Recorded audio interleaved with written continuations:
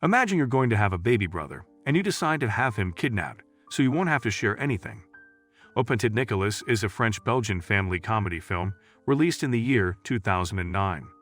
The film centers on a mischievous yet an emotional little boy, Nicolas, who panics after assuming that his parents are going to have another baby.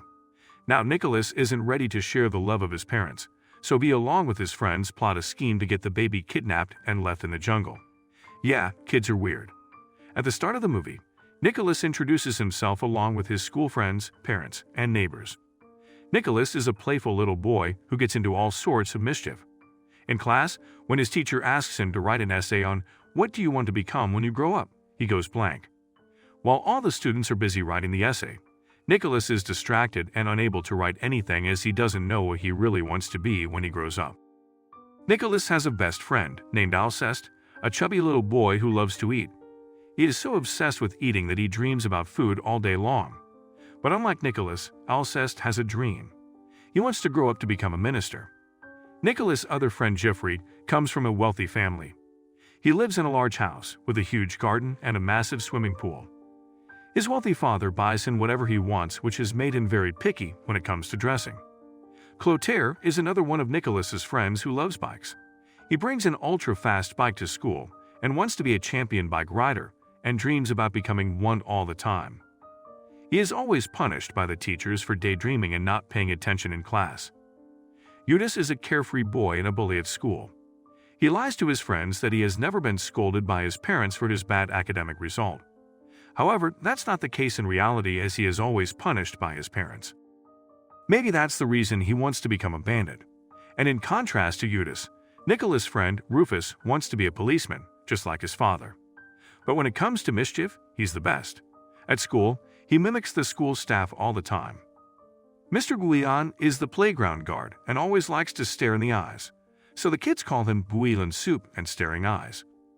One of Nicolas' classmates, named Agnan, is an unbothered child. He is the best in the class and also the teacher's pet. His specialty is that he is a dirty snitch. Students can hate him but can't beat him up because he wears glasses. Nicolas's father is a very indecisive person. According to him, he could have been a star footballer or maybe a swimming champion or a cycling champion if he didn't marry Nicolas's mother. Mr. Bleediold is Nicolas's neighbor who likes to eavesdrop on all their conversations. So Nicolas's dad and Mr. Bleediold end up bickering all the time. Nicolas's mother is the kindest and most naive person on this planet. She always wanted to be a mother, and Nicolas thinks that he is all that she ever wanted. Nicolas's parents love him immensely, and he thinks that he has a perfect life. But that is all going to change. One day at school, Nicolas' teacher asks the class to tell the story of Tom Thumb. None of the students are able to tell the story except Agnan, who explains to the class who Tom Thumb was. Just then, Mr. Guillon escorts a student, Joachim, into the class who just had a baby brother. After class, Joachim tells Nicolas and his friends that one morning his father woke him up only to tell him that he had a baby brother. He tells them that his father and mother were happy as ever to have a new baby. Joachim thinks that brotherhood is horrible as he gets to hear his brother's screams all day long, and he also has to tolerate his brother's slaps and tantrums. Joachim is extremely annoyed and jealous of his brother. He wanted a bike, but instead got a brother.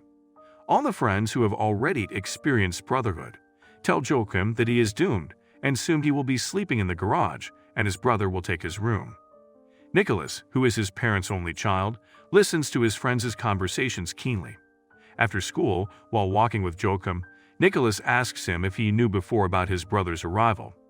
Joachim tells him that he didn't know anything before. However, his father acted weird as he was super kind to his mother and performed all the weightlifting tasks like taking out the trash and holding all the shopping bags.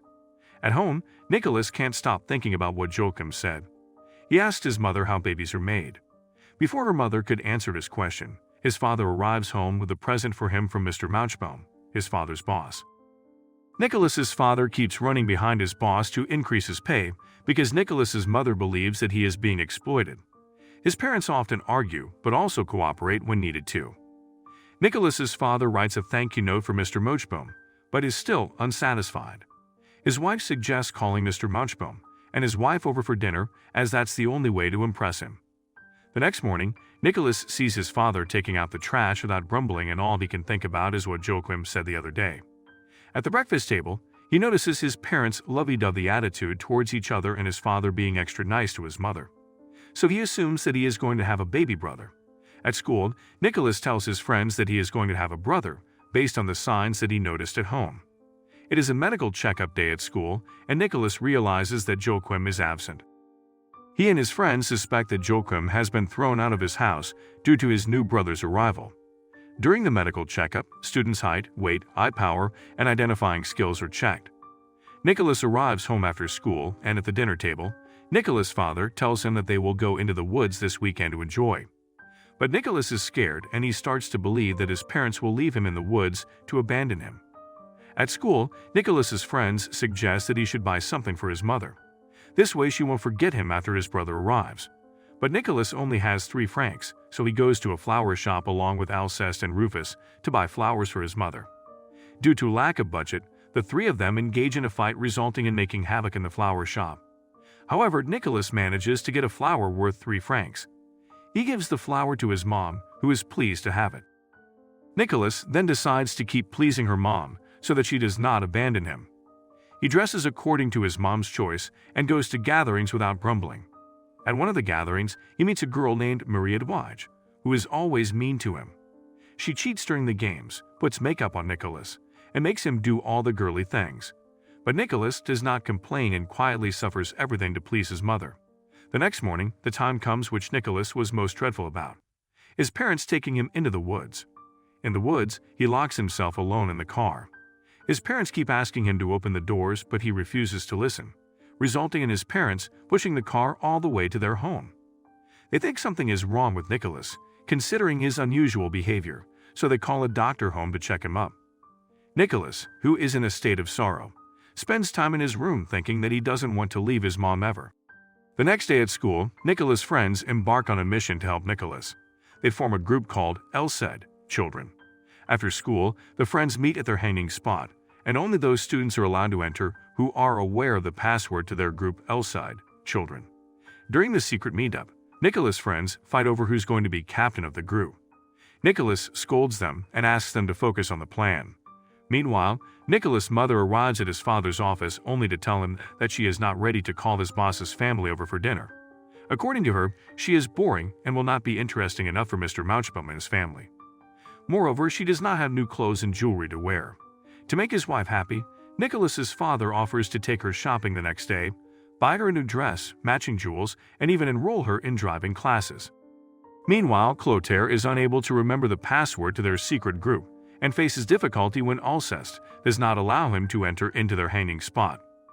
Nicholas decides that everyone will be the leader of his own in their group. Rufus proposes a plan that can help Nicholas make his mother happy, which is cleaning his house properly. The next day, when Nicholas' parents leave for shopping, his friends arrive at his place. They start to clean the house, but end up making a complete mess out of it. They turn the house upside down, destroying almost everything. When Nicholas's parents return home, they are mind-blown to see their whole house ruined along with their Frozy cat that was washed in the washing machine. After being scolded by his parents, Nicholas decides to run away from the house as he believes that his parents do not love him anymore and will abandon him. So he packs his things and leaves the house at night. But he's not going too far as he gets scared by a cat and runs back to his house. The next day, Nicholas tells his friends about his last night. He tells them that he has decided that he should not be the one to leave the house as he got there first. It's the new baby that has to leave. So they start scheming a plan to get rid of Nicholas's forthcoming brother. One of them suggests getting the baby abducted, so they head to prison to look for a gangster. But they fail to find one and have to run away from the prison. On the other hand, Nicholas' mother prepares herself for some interesting conversations that she wants to have with Mrs. Mouchbaum. Meanwhile, Hugues finds out about a person, Francis Leboring, through a newspaper who does cleanup jobs, and Nicholas and his friends mistake him as a gangster. At school, the students are informed about their new temporary teacher, Mrs. Navan, who gives a tough time to Agnan, leaving him startled. After school, Nicholas and his friends search for Francis' number and call them through a telephone booth. Upon knowing that he charges at least 500 francs for his service, Nicholas and his friends keep thinking about how to get the money. Agnan, who is frustrated with the new teacher, wants her gone, so he gives Mrs. Navan a box of expired chocolates from his home to get rid of her. On the other hand, Nicholas' father is worried about how to pay for a housekeeper that his wife demands to hire for the house as she wants to make a good impression on Mrs. Mouchbaum. The next day at school, Agnan faints after knowing that Mrs. Navan won't be coming back. But it turns out she just has a common cold. To help Nicholas earn money, Jeffrey brings a roulette wheel from his house that can help them gather money, but Mr. Guillon confiscates it. Clotaire decides to stall Mr. Guillon so that Nicholas and his friends can take Jeffrey's roulette wheel back from Mr. Guillon's office. At dinner night, Nicholas's mother makes a horrible impression on Mrs. Mouchbaum. First, she mistakenly hands her the bag of trash, and then Nicholas asks Mr. Mouchbaum for 500 francs. In dire need to make a good impression, Nicholas's mother anxiously keeps on blabbering in front of the guests and ends up giving them stale food for dinner. The next day after school, Nicholas and his friends plan another scheme to earn money. They make a magic potion, claiming that it gives strength and power, and sell it for 5 francs a sip. They use all the wrong ingredients, such as cocoa powder and eggs mixed with washing soap, to create bubbles in the magic potion. Somehow this strategy works for them, and they end up earning 530 francs by tricking the kids.